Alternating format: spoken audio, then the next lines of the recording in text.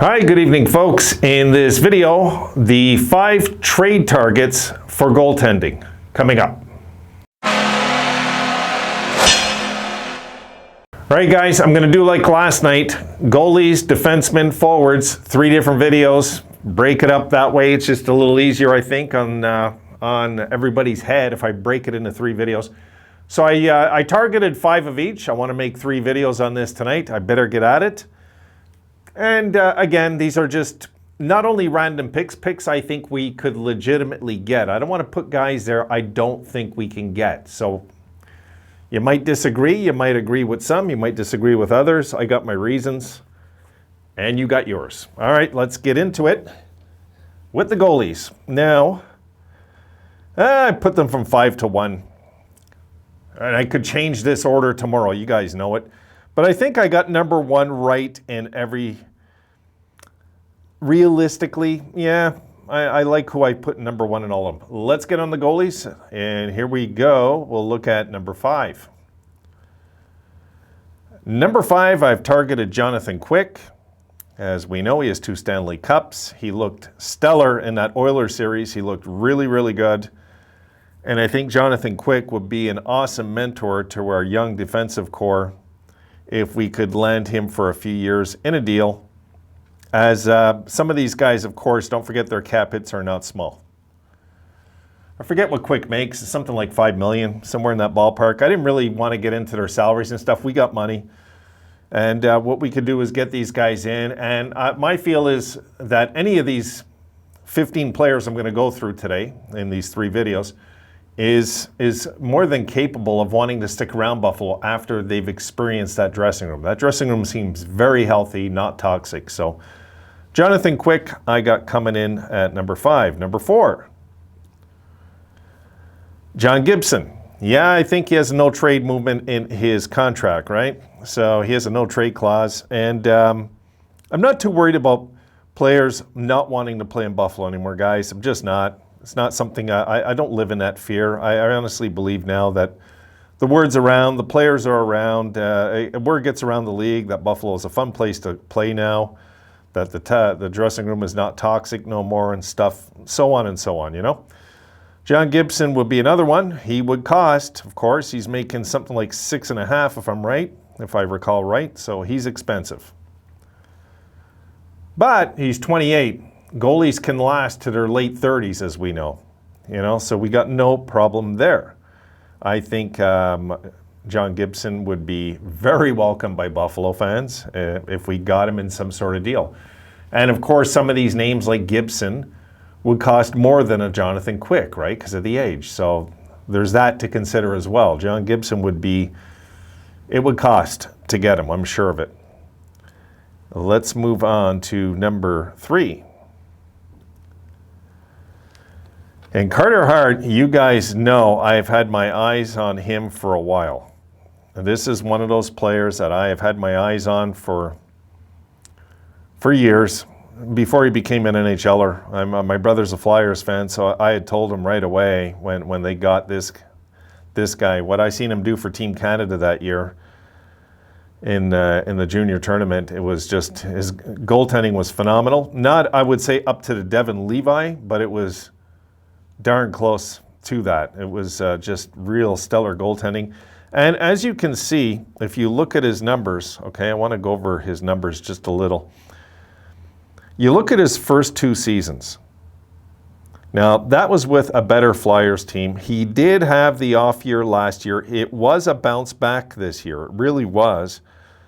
And his numbers, his save percentage was .905 on a really bad team. That's why the goals against, of course, is higher. But look, on the Flyers team that made the playoffs in the bubble, you can see he was .242 that year, and his save percentage was .914. And his rookie season, he had a .917 save percentage, .283. Carter Hart, for me, would be just amazing. Like, would the Flyers, with all the goaltending issues they've had over the decades, would they be stupid enough to let this guy go? Probably not. But we've heard rumors, guys. We've heard more than one rumor about Carter Hart being moved, which to me doesn't make any sense at all. I mean, especially if you're going to go and Philadelphia's made it clear they don't want to go rebuild. They do not want to go rebuild, but they do want to go, aggressive tooling, I guess you could call it. And Carter Hart would be the heartbeat of that if they did, because this kid is an awesome goalie. I've been a fan of his, like I said before he made the NHL. Like I was with Devin Levi, same thing. But I think we got to cover ourselves with goaltending, whether it be through free agency, offer sheet, trade, whatever way we can. And you guys know I had him targeted last year. I would love the Sabres to land this guy if we could, but it's more of a pipe dream.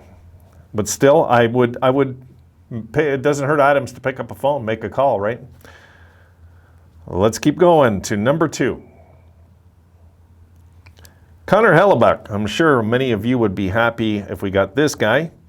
And the reason I put him there, I think it's possible that Winnipeg could trade this guy. I really do, because Winnipeg right now seems to be on the fence with what that future is in that entire hockey team right now. And I think they're gonna move out some of their veteran pieces, and this could be one of them. I know he's only 29, which is young for a goalie. And this guy's numbers, his whole career, he hasn't had 1 year. I mean, look, this was his worst career year. Let's look at his numbers this year, okay?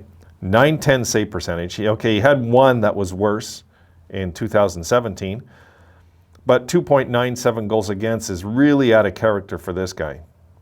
He's had 2 years where it's under 2.5, 2 years where it's just slightly over 2.5. This is one heck of a goalie. This is one heck of a goalie. I mean, if we could land this guy, I'd be thrilled as well. Any of these goalies, guys, I'd be happy to get. Yes, Jonathan Quick even, I'd be very happy to get Jonathan Quick as a mentor.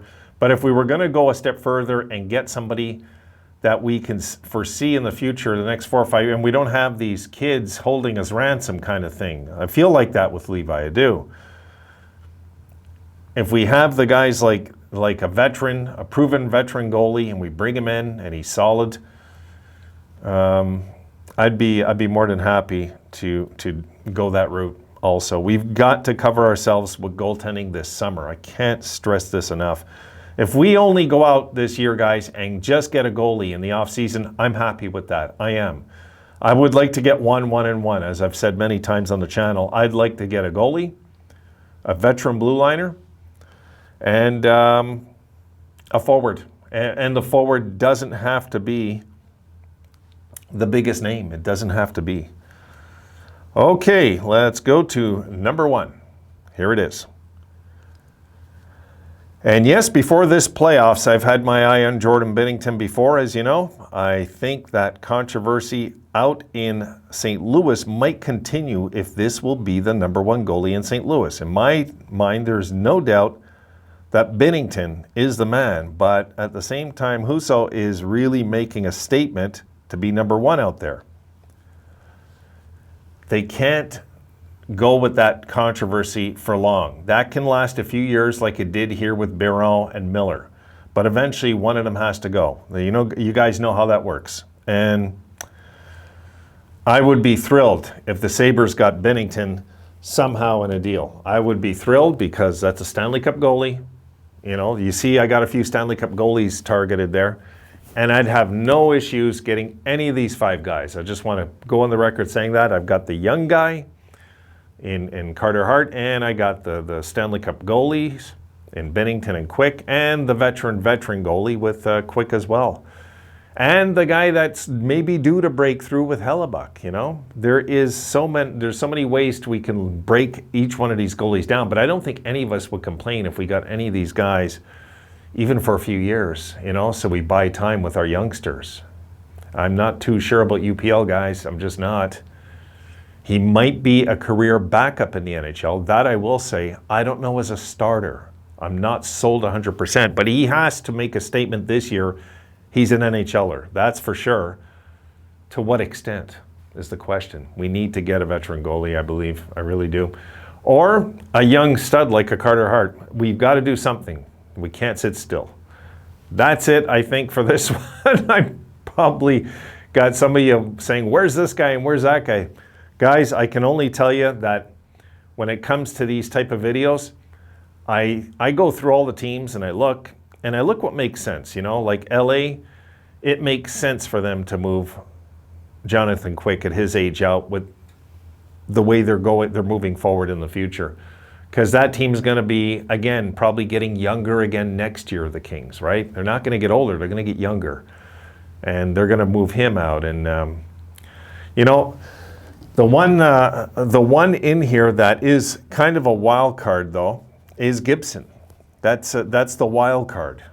Like, I don't know where Gibson stands with the whole Anaheim rebuild. I think the Sabres are ahead of Anaheim, even though we were close in the standings. I believe we're ahead of Anaheim in the rebuild. And, you know, Carter Hart would be the perfect pickup. I just can't see Philadelphia actually moving him. It's gonna be hard to tell. Hellebuck I could see moved.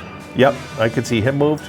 And I could see Binnington moved, even after what he just did in the playoffs. That's it. I just want to give my last minute rundown on these guys. I'll see you now with the defensemen. See you in that one.